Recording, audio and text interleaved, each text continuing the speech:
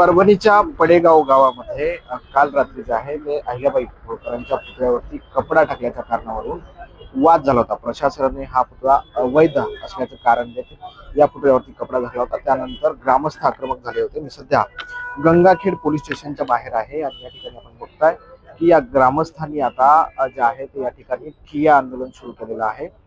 हा जो काही पुतळा झाकण्यात आलेला आहे प्रशासनाकडनं, तो पुतळ्यावरचा कपडा काढून ज्या पद्धतीनं नागरिकांना पोलिसांनी काही नागरिकांना ताब्यात घेतलेलं आहे त्या नागरिकांना सोडण्यात यावं अशी या गावकऱ्यांची मागणी आहे। काही महिला देखील या ठिकाणी आपल्याला ठिय्या आंदोलन करताना दिसत आहेत आणि दुसरीकडे प्रशासनाकडनं गावामध्ये पोलीस बंदोबस्त तैनात करण्यात आलेला आहे। कुठलाही अनुचित प्रकार घडू नये यासाठी पोलिसांकडनं चोख अशी खबरदारी घेतली जाते।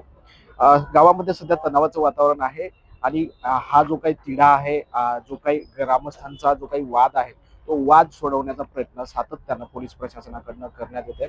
कुठल्याही अफवेवरती विश्वास ठेवू नये असं सातत्यानं पोलीस प्रशासनाकडनं सांगण्यात येते आणि हा जो वाद आहे तो लवकरच सोडवला जाईल असं पोलीस सूत्रांनी सांगितलेलं आहे।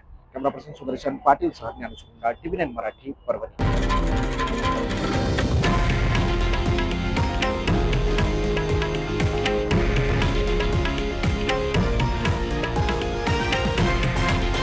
हे आहे देशातील नंबर 1 न्यूज नेटवर्क आणि आपण पाहत आहात TV9 मराठी, एकमेव।